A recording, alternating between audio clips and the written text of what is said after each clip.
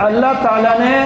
نبوت والی وراثت جو ہے، علمی وراثت یہ اولاد کو ملتی ہے۔ تو شیعہ ان دو آیتوں سے، ایک سورۃ المریم کی آیت اور ایک سورۃ النمل کی آیت وَوَرِثَ سلیمان داؤد وقال یا ایھا الناس، اس آیت سے یہ مطلب لیتے ہیں کہ نبی کی وراثت تقسیم ہوتی ہے۔ تو ان دو جو ان کی دلیلیں ہیں شیعوں کی، اس کے جواب میں ایک روایت نقل کی ہے جو ان دلیلوں کا رد ہے۔ یہ روایت خلفائے راشدین سے بھی ثابت ہے، آپ صلی اللہ علیہ وسلم کے چچا حضرت عباس رضی اللہ تعالیٰ عنہ سے بھی یہ روایت ثابت ہے۔ امہات المؤمنین آپ صلی اللہ علیہ وسلم کی ازواج مطہرات بھی اس کی راویہ ہے۔ آپ صلی اللہ علیہ وسلم نے فرمایا نحن معاشر الانبیاء لا نورث ما ترکنا صدقہ، کہ ہم انبیاء علیہ السلام ہم وراثت نہیں چھوڑتے، ما ترکنا جو کچھ ہم چھوڑ کر جاتے ہیں صدقہ، اس کو صدقہ کیا جاتا ہے، وہ غریبوں میں صدقہ کر دی جاتی ہے، وہ بیت المال میں جو ریاست کا جو خزانہ ہوتا ہے، بیت المال ہوتا ہے، وہ وراثت اس میں جمع ہو جاتی ہے اور پھر وہ غریبوں میں جمع ہوتی ہے۔ تو یہ اس کا رد فرمایا شیعوں کی اس دلیل کا۔ تو شیعہ یہ مطلب لیتے ہیں کہ حضرت آپ صلی اللہ علیہ وسلم کی جو وراثت تھی باغ فدق، اس میں حضرت فاطمہ رضی اللہ تعالیٰ عنہ کا حصہ تھا، اور حضرت ابوبکر صدیق رضی اللہ تعالیٰ عنہ پر یہ تنقید کرتے ہیں کہ ابوبکر صدیق رضی اللہ تعالیٰ عنہ نے معاذ اللہ حضرت فاطمہ رضی اللہ تعالیٰ عنہ کی جو وراثت تھی اس کو غصب کر لیا اور حضرت فاطمہ رضی اللہ تعالیٰ عنہ کو نہیں دی۔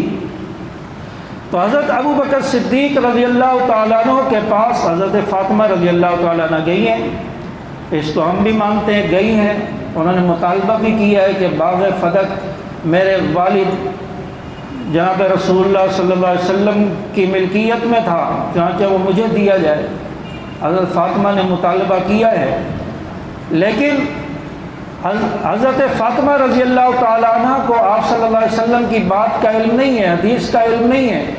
تو حضرت ابوبکر صدیق رضی اللہ تعالیٰ عنہ نے حضرت فاطمہ رضی اللہ تعالیٰ عنہ کے سامنے آپ صلی اللہ علیہ وسلم کا فرمان رکھا، آپ کی حدیث سنائی اور فرمایا کہ انما الانبیاء لم یورثوا درہما ولا دینارا،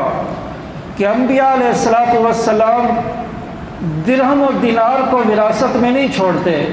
یعنی دنیاوی مال جو ہوتا ہے اس کو وراثت میں انبیاء نہیں چھوڑتے، وہ صدقہ ہوتا ہے۔ تو حضرت فاطمہ رضی اللہ تعالیٰ عنہ نے جب یہ بات سنی تو وہاں سے مطمئن ہو کر چلی گئی۔ اس کے بعد پھر کبھی حضرت فاطمہ رضی اللہ تعالیٰ عنہ نے دوبارہ اس بات کا مطالبہ نہیں کیا کہ باغ فدق مجھے دیا جائے اور میں اس کی وارث ہوں، پھر کبھی مطالبہ نہیں کیا، کیونکہ حدیث جب سنا دی تو مطمئن ہو گئی۔ اب یہ شیعہ کہتے ہیں کہ نہیں، حضرت ابوبکر صدیق رضی اللہ تعالیٰ عنہ نے مال غصب کر لیا، حضرت فاطمہ رضی اللہ تعالیٰ عنہ کا حق تھا، اس حق کو غصب کر لیا، اور حضرت ابوبکر صدیق رضی اللہ تعالیٰ عنہ پر معاذ اللہ تنقید کی جاتی ہے، اور پھر یہ کہا جاتا ہے کہ حضرت فاطمہ رضی اللہ تعالیٰ عنہ حضرت ابوبکر صدیق رضی اللہ تعالیٰ عنہ سے ناراض رہی ہیں۔ تو اگر حضرت فاطمہ رضی اللہ تعالیٰ عنہ حضرت ابوبکر صدیق رضی اللہ تعالیٰ عنہ سے ناراض ہیں، تو پھر جب حضرت فاطمہ رضی اللہ تعالیٰ عنہ کا انتقال ہوتا ہے تو حضرت فاطمہ رضی اللہ تعالیٰ عنہ کے غسل کے لیے، ان کو کفن دینے کے لیے حضرت ابوبکر صدیق رضی اللہ تعالیٰ عنہ اپنی بیوی اسماء بنت امیس رضی اللہ تعالیٰ عنہ کو بھیجتے ہیں کہ جاؤ حضرت فاطمہ رضی اللہ تعالیٰ عنہ کو کفن بھی دو، غسل بھی دو، ان کو کفن بھی دو۔ اگر ناراضگی ہے، لڑائی ہے، تو پھر ابوبکر صدیق رضی اللہ تعالیٰ عنہ اپنی بیوی کو کیوں بھیجتے ہیں کہ جاؤ حضرت فاطمہ رضی اللہ تعالیٰ عنہ کو غسل دو، کفن دو؟ اگر یہ کہا جائے کہ حضرت ابوبکر صدیق اس وقت خلیفہ تھے اور خلیفہ کی پاور ہوتی ہے تو کوئی ان کو روک نہیں سکا، خلیفہ کا حکم ہے، تو پھر میں یہ کہتا ہوں کہ حضرت علی رضی اللہ تعالیٰ عنہ شیر خدا ہے، تو حضرت علی رضی اللہ تعالیٰ عنہ روک سکتے تھے کہ میں نہیں آنے دوں گا، میں آپ کی بیوی کو حضرت فاطمہ کے پاس نہیں آنے دوں گا، ہماری لڑائی ہے آپ کے ساتھ، لیکن حضرت علی رضی اللہ تعالیٰ عنہ نے نہیں روکا، حضرت علی رضی اللہ تعالیٰ عنہ شیر خدا ہیں، حیدر کرار ہیں، وہ روکنا چاہتے تو روک سکتے تھے لیکن انہوں نے نہیں روکا۔ اور اگر حضرت علی رضی اللہ تعالیٰ عنہ کے بارے میں یہ سمجھ لیا جائے تو وہ بے بس ہیں، وہ نہیں روک سکے کیونکہ خلیفہ کا حکم تھا، پھر شیر خدا حیدر کرار والا لقب کہاں جائے گا؟ تو اس طرح لوگوں کو بیوقوف بنایا جاتا ہے، الٹی سیدھی باتیں کر کے اور میڈیا پر بیٹھ کر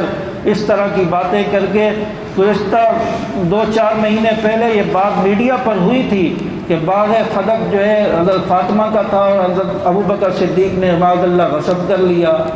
حق غصب کر لیا، تو ایسی بات نہیں ہے۔ اور پھر حضرت فاطمہ رضی اللہ تعالیٰ عنہ کو جب غسل بھی دے دیا، کفن بھی ہو گیا، اب جنازہ کی باری ہے۔ جنازہ لے کر مسجد نبوی پہنچے ہیں، حضرت ابوبکر صدیق رضی اللہ تعالیٰ عنہ نے حضرت علی رضی اللہ تعالیٰ عنہ سے کہا کہ آپ جنازہ پڑھائیں، کیونکہ سب سے پہلے ولی کا حق ہوتا ہے کہ جو اس کا قریبی عزیز ہے میت کا وہ جنازہ پڑھائے، اگر وہ کسی کو اجازت دے تو پھر دوسرا پڑھا سکتا ہے۔ تو حضرت علی رضی اللہ تعالیٰ عنہ کو جب ابوبکر صدیق رضی اللہ تعالیٰ عنہ نے کہا کہ علی آپ جنازہ پڑھاؤ، تو حضرت علی رضی اللہ تعالیٰ عنہ نے نبی کی حدیث سنائی اور فرمان سنایا، کہا کہ نبی نے فرمایا ہے کہ جب لوگوں میں ابوبکر موجود ہوں تو کوئی اور مصلی پر نہ آئے۔ تو جب یہ بات ابوبکر صدیق رضی اللہ تعالیٰ عنہ کو بتائی تو ابوبکر صدیق رضی اللہ تعالیٰ عنہ نے خود جنازہ پڑھایا، حضرت علی رضی اللہ تعالیٰ عنہ کے کہنے پہ جنازہ پڑھایا۔ ان دونوں باتوں سے پتہ چلتا ہے، غسل دینے والی بھی اور جنازے والی بھی، دونوں باتوں سے، دونوں روایتوں سے پتہ چلتا ہے کہ آپس میں ان کی کوئی لڑائی نہیں تھی، آپس میں کوئی ناراضگی نہیں تھی۔ اور حضرت علی رضی اللہ تعالیٰ عنہ حضرت ابوبکر صدیق رضی اللہ تعالیٰ عنہ کے پیچھے کھڑے ہو کر نمازیں بھی پڑھتے رہے۔ لڑائی ہوتی تو نمازیں کیوں پڑھتے؟ پھر حضرت فاطمہ رضی اللہ تعالیٰ عنہ کے باغ کا فیصلہ ابوبکر صدیق رضی اللہ تعالیٰ عنہ نے کر دیا۔ پھر اس کے حضرت ابوبکر صدیق رضی اللہ تعالیٰ عنہ کے بعد حضرت عمر رضی اللہ تعالیٰ عنہ کا دور آتا ہے، فیصلہ برقرار ہے۔ پھر حضرت عثمان رضی اللہ تعالیٰ عنہ کا دور خلافت آتا ہے، فیصلہ وہی برقرار ہے۔ پھر حضرت علی رضی اللہ تعالیٰ عنہ کا دور خلافت آتا ہے، باغ فتق میں غریبوں کا حصہ ہے، حضرت فاطمہ کو نہیں دیا جائے گا، فیصلہ برقرار ہے۔ اب حضرت علی رضی اللہ تعالیٰ عنہ خلیفہ بنے، اختیار آ گیا، پاور آ گئی، اب وہ فیصلے کو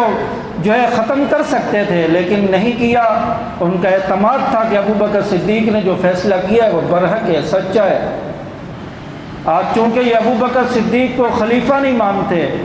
اور ابوبکر صدیق رضی اللہ تعالیٰ نے خلافت کا بھی انکار کرتے ہیں، اس لیے یہ پروپیگنڈا کرتے ہیں حضرت ابوبکر صدیق کے بارے میں کہ انہوں نے حضرت فاطمہ رضی اللہ تعالیٰ عنہ کے حق پہ معاذ اللہ ڈاکہ ڈالا ہے، غصب کیا ہے۔ تو نبی کی جو وراثت ہوتی ہے وہ صدقہ ہوتی ہے، غریبوں میں، بیت المال میں جمع ہوتی ہے، اہل و عیال کا اس میں حصہ نہیں ہوتا۔ ہاں نبی کا جو علم ہوتا ہے اس کے لوگ وارث بنتے ہیں، پھر کوئی نبی بنتا ہے وہ اس کا وارث بنتا ہے۔ بیٹوں میں اگر نبی چنا جائے وہ بیٹا اس نبوت کا وارث، علم کا وارث بنتا ہے۔ آج نبیوں کی وراثت جو علم ہے اس کے وارث علماء ہے، علماء ورثۃ الانبیاء۔ علماء کو اللہ نے نبیوں کا وارث بنایا ہے، جو علماء دین آگے پھیلا رہے ہیں، یہ انبیاء کی وراثت ہے، انبیاء سے چلتا ہوا آیا ہے، آج علماء کے پاس ہے، علماء پھیلاتے چلے جا رہے ہیں، تو قیامت تک چلتا رہے گا۔